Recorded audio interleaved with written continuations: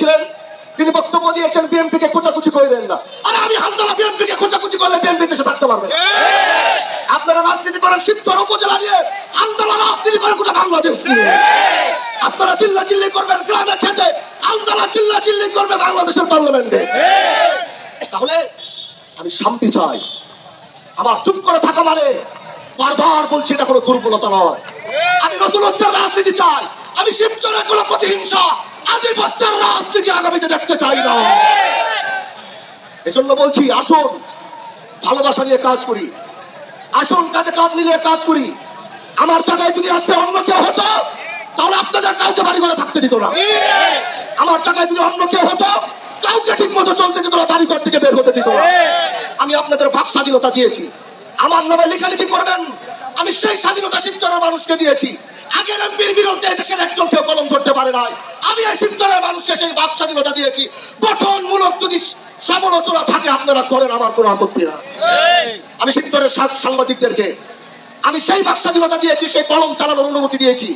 দুই গঠনমূলক আলোচনা হয়, আপনারা আমার বিরুদ্ধে উঠান।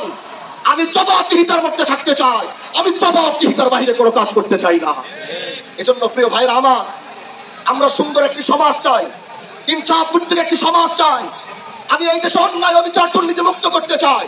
আমি বারবার বলছি যারা চাঁদাবাজি করছেন, আমি বারবার বলছি যারা অন্যায় করছেন, মাদক ব্যবসা করছেন, শুধু রমজান থেকে একটু ছাড় দিচ্ছি, ভালো হয়ে যাওয়ার সুযোগ দিচ্ছি।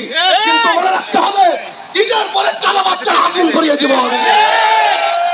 একজন চাঁদাবাজ এই শিবচরের মাটিতে থাকতে পারবে না। বাস স্ট্যান্ডে নিজে গিয়েছি, বারবার সময় দিচ্ছি, সুযোগ দিচ্ছি। আমি সময় আর সুযোগ দেওয়ার কারণ হচ্ছে আলহামদুলিল্লাহ নির্বাচিত হওয়ার পর এদেশের 50% মাদক ব্যবসায়ী আর চাঁদাবাজি কমে গেছে। হিন্দু ভাইরা আমার কাছে ওই দিন এসে আত্মত্যাগ আর খুশি নিয়ে বলেছে, ভাই স্বাধীনতার পর এত সুন্দর করে আমরা ব্যবসা করতে পারি নাই, আজ আপনি নির্বাচিত হওয়ার পরে মাথা উঁচু করে ব্যবসা বাণিজ্য করছি, চাঁদা চাওয়ার কেউ সাহস পাচ্ছে না। প্রিয় ভাইরা আমার, আমি আপনাদেরকে বলতে চাই, মাননীয় প্রধানমন্ত্রী মা বোনেরা আমাদেরকে বিশ্বাস করেছে, এদেশের প্রবাসী ভাইরা আমাদেরকে বিশ্বাস করেছে, এদেশের সর্বস্তরের মানুষ আমাদেরকে বিশ্বাস করে ভোট দিয়ে তারা আমাদেরকে বিজয় করিয়েছে। এজন্য আমাদের কারো জমা খরচ দিয়ে রাজনীতি করতে হবে বিষয় কি এরকম নয়। আমি গত কয়েকদিন যাবৎ ভালো মতো খেয়াল করছি যে আমাদের কিছু ভাইরা তারা খুব লেখালেখি করছেন এবং খুব কথা বলছেন। তারা অন্য কেউ নয়, তারা আমার শিবচরের বিএনপি ভাইরা। কিন্তু আমি তাদেরকে একটা কথা বলতে চাই, আপনারা কি এটা মনে করছেন না যে আমি হামজালা নির্বাচিত হওয়ার পর আমার একটা নেতৃবৃন্দ কারোর সাথে কোনো খারাপ ব্যবহার করে নাই, আমার একটা নেতৃবৃন্দ কাউকে হুমকি ধামকি দেয় না। আমি হামজালা এমপি হওয়ার আগে যে আমার কতটুকু পাওয়ার ছিল এই শিবচরের মাটিতে, এটা কি আপনারা দেখেন নাই? তাহলে আপনারা কি মনে করছেন আমি চুপ করে আছি কারণ আমি শান্তি চাই? আমি শিবচরের প্রত্যেকটা মানুষকে নিয়ে কাজ করতে চাই, আমি শিবচরের প্রতিটা দলের সদস্যদেরকে নিয়ে কাজ করতে চাই। আমার চুপ করে থাকা মানে আমার কোনো দুর্বলতা নয়।